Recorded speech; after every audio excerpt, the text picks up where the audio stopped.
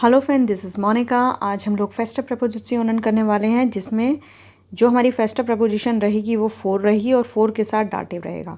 काफ़ी दिनों से हम ये वीडियोस बना रहे हैं, तो बेसिकली अगर आप A2 और B1 में वैकैब अच्छी करना चाहते हैं तो ये उसके लिए बहुत अच्छा है।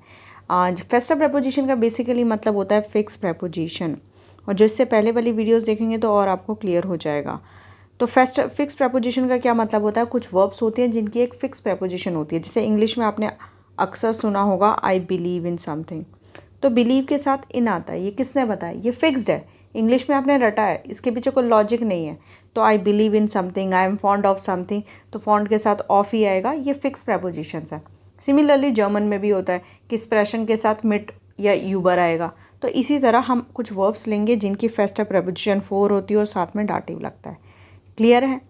तो फेस्टिव प्रपोजिशन मतलब फिक्स प्रपोजिशन। तो पहली वर्ब है हमारी आंगस्ट हाबन। आंगस्ट हाबन का मतलब होता है to fear, to have fear, है ना, किसी, या to be afraid of something, किसी चीज़ से डर लगना। To be afraid of something, जैसे हम इंग्लिश में बोलते हैं ना, अफ्रेड के साथ ऑफ आता है। तो जर्मन में क्या बनेगा? जैसे फॉर एग्जांपल मैं बोलना चाहती हूँ मुझे स्पाइडर से डर लगता है, I am afraid of spiders, तो जर्मन में क्या बोलूँगी? इश habe आंगस्ट फॉर स्पीनन। अब देखो एक चीज़ और बता दूँ, जैसे फॉर एग्जांपल आपको ये मिल गया और हमें पता है इसकी फेस्टिव प्रपोजिशन 4 है प्लस डाटिव है, तो अब आपको सेंटेंस कैसे बनाना है? देखो हमारा सेंटेंस स्ट्रक्चर होता है, अगर आप देखेंगे हमारा सेंटेंस स्ट्रक्चर होता है सब्जेक्ट, नॉर्मल यहाँ लगाती हूँ, सब्जेक्ट वर्ब एंड ऑब्जेक्ट। ये हमारा सिंपल है, सेंटेंस स्ट्रक्चर है। बस इसको दिमाग में लगाना है, बीच में कोई भी इंफॉर्मेशन आएगी वो यहाँ के बाद ऐड होगी, वर्ब के बाद। तो सब्जेक्ट क्या है? मान लो सब्जेक्ट तो हमेशा हमें आपको चूज़ करना है, इश, डू, एज, यस, जैसे जैसे मैंने इश चूज़ कर लिया। अब इसमें देखो वर्ब क्या है? वर्ब है हमारी हाबन, तो इश के अकॉर्डिंग वर्ब को कॉन्जुगेट कर दो, इश हाब। अब है ये ऑब्जेक्ट आंगस्ट, मुझे फियर है। अब इसकी फेस्टिव प्रपोजिशन क्या है? वो बाद में आएगी, 4। अब इश हाबा, आपका आधा सेंटेंस बन चुका है।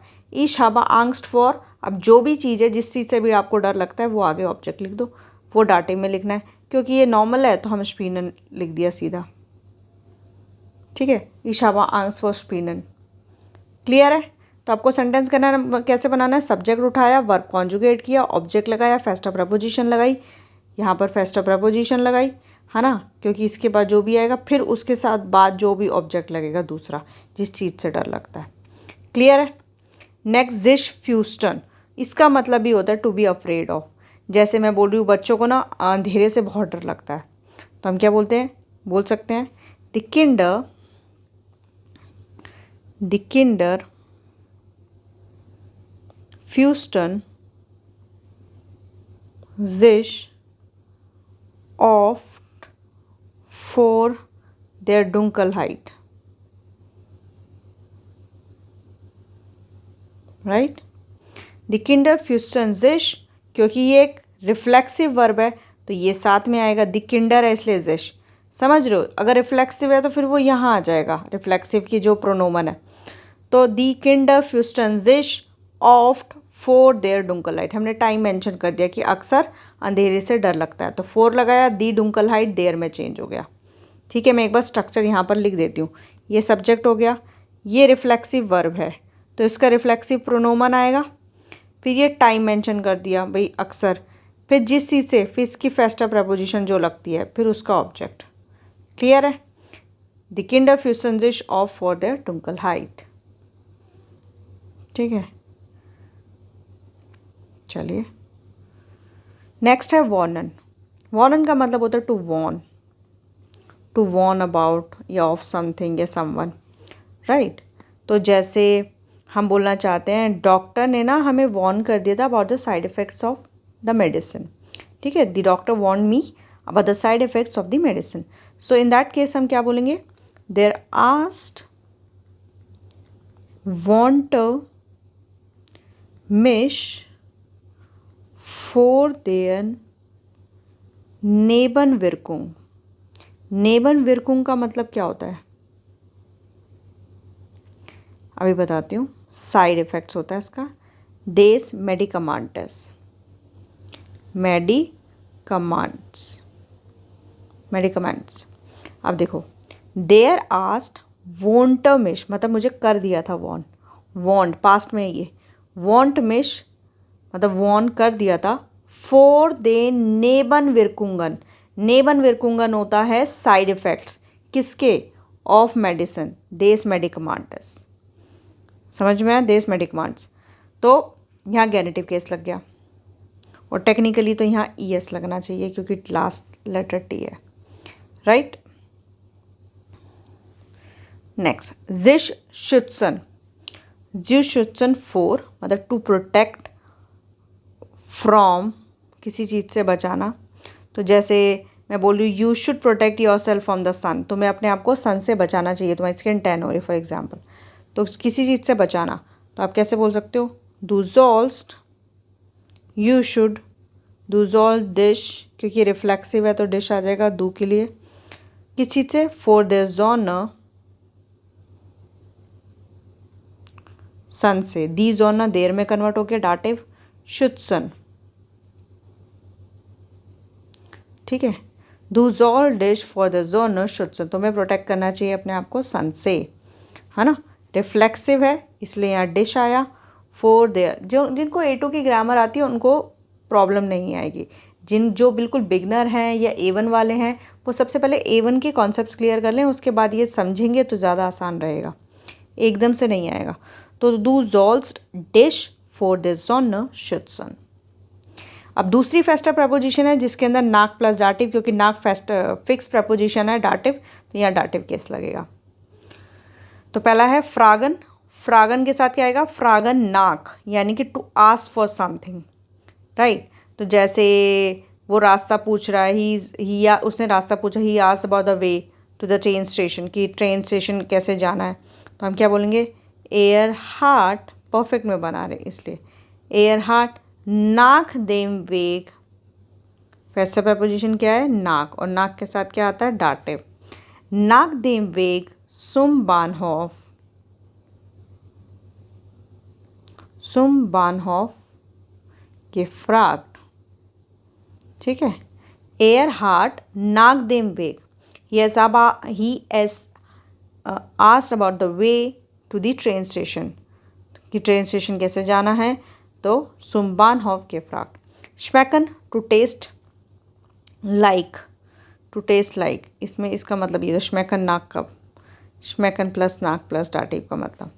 तो जैसे मैं बोल रही हूँ जो केक है ना उसमें से ना सिनेमन का टेस्ट आ रहा है, स्मेल आ रही है और टेस्ट आ रहा है बेसिकली जब आप टेस्ट कर रहे हो तो श्मैकन एक ऐसी वर्ब है जिसमें जो वो सब्जेक्ट होता है वो क्या आता है, एक थिंग आता है। ये नहीं कि ये वो वाला श्मैकन नहीं है कि जैसे हम इंग्लिश में बोलते हैं ना आई एम टेस्टिंग समथिंग, मैं कुछ चख रही हूँ, नहीं, कि आई नहीं होता, हम बोलते हैं जैसे इसमें से इस चीज़ का स्वाद आ रहा है, तो यहाँ पर सब्जेक्ट में थिंग आता है। तो देयर, जैसे मैं बोलूँ देयर कुकन, जो केक है ना उसमें से टेस्ट लाइक सिनेमन, तो श्मैक्ट नाक सिम्ट, क्लियर है, देयर कुकन श्मैक्ट नाक सिम्ट, क्लियर है। जो केक है टेस्ट लाइक सिनेमन।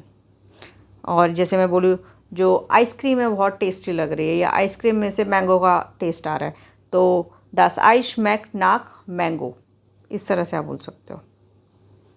नेक्स्ट है जिश एरकुंडिगन, to inquire about something, right. जैसे फॉर एग्जांपल मैं बोलना चाहती हूँ I would like to inquire about the train connections, कि यहाँ पर ट्रेन कहाँ कनेक्ट करती है, कहाँ से जाना है, तो मैं क्या बोल सकती हूँ, या अबाउट द जर्मन कोर्स, तो आप क्या बोलोगे, इश, या मैं ट्रेन कनेक्शन का बताती हूँ, इश म्योस्ट मिश, अब मैंने मोडाल वर्ब यूज़ किया है, नाक देन सू फैर बिंडुंगन एरकुंडिगन। क्या मतलब है इसका, इश्म्योश्रमिश नाक देन सूक फैर बिंडुंगन एरकुंडिगन, मतलब मैं किस चीज़ के बारे में करने, I would like to inquire about the train connection, कि कहाँ से, सूक फरबिंडुंगन मतलब train connection, train connection, clear है। इसका मतलब ये है। अब जैसे मैं बोलना चाहती हूँ मैं जर्मन कोर्स के बारे में इंक्वायर करना चाहती हूँ, तो ich möchte mich nach den Deutschkurs आप erkundigen, इस तरह से आप सेंटेंस बोल सकते हैं। समझ में आया? ये पूरा सेम आएगा। Ich möchte mich nach den Deutschkurs erkundigen, मतलब I want to inquire about the German course। Clear है? नेक्स्ट है रीसन। जैसे हमने श्मेकन किया था टू टेस्ट, और रीशन होता है टू स्मेल लाइक, है ना, टू स्मेल ऑफ समथिंग या टू स्मेल लाइक, कि ये इस तरह स्मेल कर रहा है, राइट। तो इसके साथ भी नाक आता है, नाक प्लस टाटी। जैसे मैं बोल रही हूँ जिसे इस परफ्यूम में से ना स्मेल की रोज़ की खुशबू आ रही है, तो मैं क्या बोलूँगी, das perfume riecht nach Rosen। Das perfume riecht nach Rosen। तो क्या है इसका मतलब, the perfume smells like roses. Das perfume riecht nach Rosen। Clear है? समझ में आया? तो इस तरह से हमने कुछ वर्ब्स लिए हैं। आप भी खुद के सेंटेंसेस बनाइए। आप जितने इन वर्ब के साथ सेंटेंसेस, जैसे ना बहुत लोगों के इशू आते हैं कि हमारी वोकैबुलरी इंप्रूव नहीं हो रही, हम वोकैबुलरी के लिए क्या करें। आपको इसी तरह के वर्ब्स लेने हैं, उनके मीनिंग याद करने हैं, खुद के सेंटेंसेस बनाने। एक वर्ब के साथ कम से कम 5 सेंटेंसेस बनाइए, तो ही आप सीख पाएंगे। और उनको रियल लाइफ में यूज़ कीजिए, फिर सुनिए, यूज़ कीजिए, बोलिए। तो जितना आप यूटिलाइज़ करेंगे, जितना आप अप्लाई करेंगे, उतना आप सीख पाएंगे, राइट। तो वोकैबुलरी के लिए कोई रॉकेट साइंस नहीं है, आपको याद करना ही पड़ेगा, आपको सेंटेंसेस बनाने ही पड़ेंगे। इस तरह से आप सीखेंगे एंड यूज़ करेंगे तो आप डेफिनेटली सीख जाएंगे। बाकी अगर आप इंटरेस्टेड हैं रिकॉर्डेड वीडियो कोर्स में, जिनके पास टाइम नहीं है क्लास लेने का, तो वो हमारी एप्लीकेशन पे जा सकते हैं, लर्न जर्मन विद मोनिका। वहाँ पर बहुत सारे कोर्सेज हैं, आप वहाँ देख सकते हैं, राइट। और अगर जो फ्री में सीखना चाहते हैं और बिल्कुल बिगनर हैं, तो सबसे पहले वो ये वाली लिस्ट एटलीस्ट कंप्लीट कर लें। इससे उनके काफ़ी कुछ कॉन्सेप्ट्स क्लियर हो जाएंगे। A1 के काफ़ी सारे बेसिक कॉन्सेप्ट क्लियर हो जाएंगे। बिल्कुल सीक्वेंस वाइज फॉलो करेंगे तो सब कुछ आपको आ जाएगा।